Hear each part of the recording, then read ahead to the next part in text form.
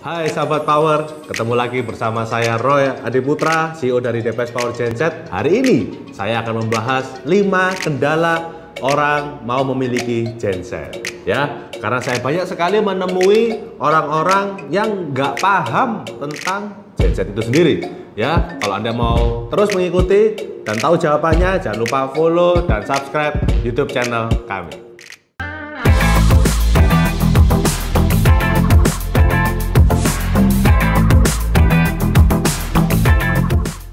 Ya, jadi yang pertama Anda harus pahami adalah mengenai ruang genset. Ya, beberapa waktu yang lalu saya sempat ketemu beberapa customer kami yang tiba-tiba sudah membuat ruang gensetnya tanpa konsultasi dengan supplier genset atau penjual genset, dan dia menyerahkan kepada kontraktornya atau mungkin ke konsultannya yang tidak tahu dimensi gensetnya itu berapa. Sehingga setelah dibuat ruang gensetnya dan terjadilah ruang genset ini tidak cukup, ya. Nah, ini yang perlu Anda perhatikan, harus mencari tahu dimensinya berapa. Dan kemudian ruang genset ini akan diisi dengan 2 genset. Dan ternyata pemilik genset ini atau customer ini mengonsultasikannya kepada saya, apakah genset ini radiator dan radiator boleh berhadapan secara langsung. Nah, ini teman-teman, radiator dan radiator ini tidak boleh karena radiator ini mengeluarkan udara panas. Jadi kalau misalkan genset ketemu genset dengan radiator berhadapan, ini yang terjadi adalah gensetnya overheating, ya. Dan yang ditanyakan juga oleh customer kami ini, apakah gensetnya ini perlu lubang? Nah, ini pertanyaan penting sekali, ya. Nah, lubangnya lubang untuk apa dulu? Nah, ini yang Anda harus tahu, pada saat genset ini radiator ini harus menghadap ke dinding. Nah, dindingnya ini harus dilubangi untuk mengeluarkan udara panas yang dihasilkan dari radiator itu sendiri. Dan yang paling penting juga, genset ini butuh fresh air, ya. Jadi perlu melubangi sejumlah ukuran atau kebutuhan dari airflow yang dibutuhkan genset ini dihitung dulu, sehingga lubangnya bisa disesuaikan sesuai kebutuhan genset itu sendiri, ya. Jadi ada lubang untuk pembuangan udara panas dan air fresh air ini yang harus dihirup oleh genset itu sendiri. Nah, untuk menghitung berapa besar kebutuhan airflow genset ini saya dapat brosur. Contoh saja, ini saya bawa brosur Deutz seri yang 1015 series, ya. Deutz dari Jerman. Kalau Anda tahu, contohlah 500 kVA. Ini di sini ada data teknisnya, ya. Ada mungkin agak kecil, ya, cooling airflow di sini, ya. Kemudian Anda bisa lihat angkanya, di sini saya lihat 32.000 meter kubik per jam, ya, atau 19.000 sekian CFM. Nah, kalau ini kan jelas sekali, ya, berarti berapa kebutuhan besar volume, kebesar airflow yang dibutuhkan oleh genset itu sendiri. Jadi kalau Anda menggunakan exhaust fan, nah ini pastikan fan-nya ini juga sesuai kebutuhan genset itu, ya. Jadi bukan berarti cukup 1 fan atau 2 fan. Nah, Anda harus cari tahu dulu fan itu menghasilkan berapa meter kubik per jamnya supaya tidak salah hitung. Jadi kalau ini nanti udaranya kurang, ini mengakibatkan genset ini bisa overheating, ya. Anda tidak mau lah, ya, punya genset sudah beli pada saat PLN padam, ternyata pas dijalankan overheating dan tidak bisa digunakan. Itu yang pertama. Yang kedua yang Anda harus pahami, kapasitas genset. Ya, ini beberapa waktu yang lalu juga saya ketemu customer kami, dia menanyakan apakah saya butuh 500 kVA untuk mungkin pabrik atau mungkin tambah udang atau mungkin industri yang lain. Nah, ini Anda harus hitung dulu berapa besar atau berapa daya yang dibutuhkan, atau apakah menggunakan motor listrik atau ada pompa. Nah, ini menggunakan apa? Start delta kah, shock starter kah, atau DOL, direct online. Nah, ini penting sekali, ya, teman-teman, ya. Jadi kalau Anda menggunakan motor, kalau pakai start delta ini bisa lonjakan pertama kalinya itu bisa sampai 5 kali lipat loh.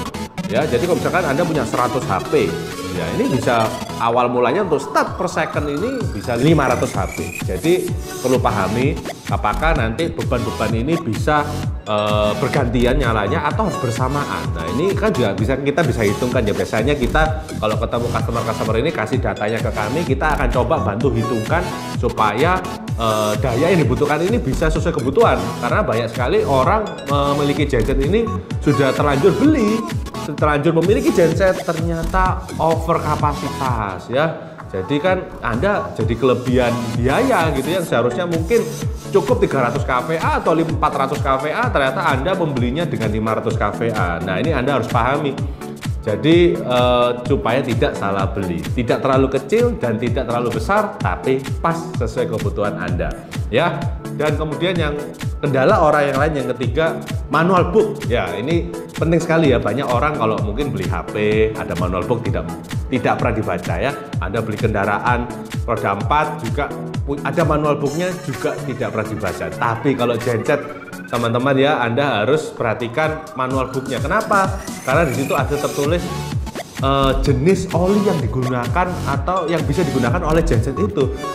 Jangan sampai Anda salah menggunakan oli ya, karena banyak sekali customer kami yang tidak paham, tidak menanyakan atau tidak mengonsultasikan kepada kami, tiba-tiba menggunakan oli yang tidak tepat ya. Kalau oli yang tidak tepat ini digunakan, akibatnya bisa fatal ya. Kalau Anda belum nonton tentang oli, Anda bisa nonton di video saya ya, di sebelah kanan saya ini tentang oli. Saya bicara spesifikasi oli supaya Anda tidak salah menggunakan, karena kalau olinya salah, karena oli ini kan di dalam mesin terjadi gesekan mesin ya. Kalau olinya tidak tepat berarti gesekan. Nah, ini mengganggu performa mesin itu karena bisa merusak metal ketemu metal gitu ya. Nah, ini perlu Anda perhatikan. Dan di manual book itu juga ada namanya kapasitas atau volume air coolant radiator.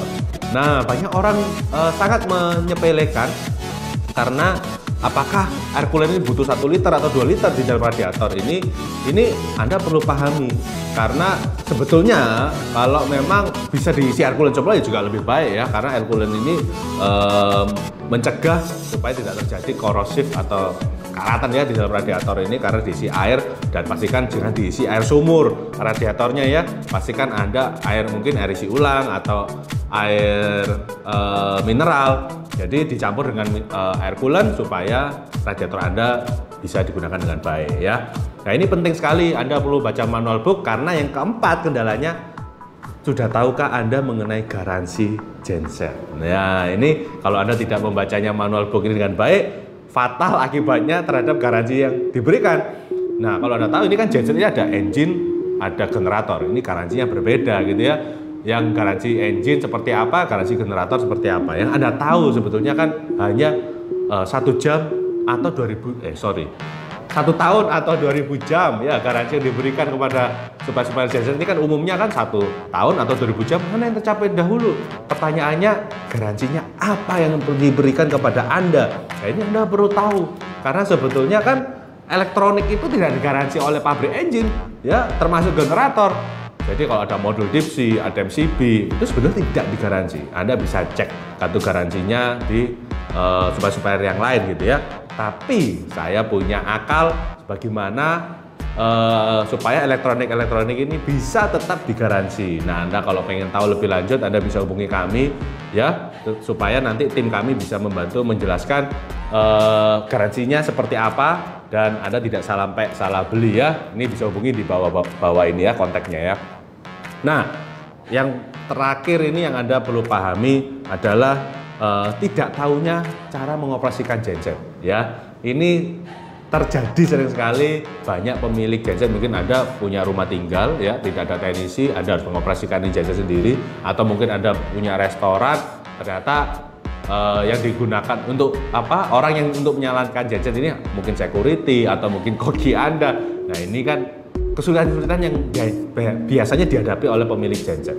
Nah, tak usah khawatir, karena kami menyediakan training pada saat trial pertama kalinya, dan tentunya video-video cara mengoperasikan genset, supaya Anda juga bisa tahu, orang yang awam pun bisa mengoperasikannya dengan baik ya. Banyak orang soalnya nggak ngerti ini aki kabelnya plus minus yang mana, atau harus lepas aki, nanti salah bisa meledak, atau nanti tombol yang mana yang dijalankan. Nah, kalau Anda nggak mau pusing, Anda bisa menggunakan panel otomatis juga ya. Jadi pada saat PLN padam, ini genset bisa dijalankan otomatis. Ini video edukasi bagaimana orang-orang yang punya kendala pada saat memiliki genset ya. Mudah-mudahan ini bisa bermanfaat buat Anda. Jika ini bermanfaat, jangan lupa nanti share atau save atau sebarkan video ini ke teman-teman Anda supaya saya bisa terus berkarya dan membuat Anda edukasi-edukasi yang lain. Oke, selamat siang dan jangan lupa follow dan subscribe YouTube channel kami dan salam sahabat PAUD.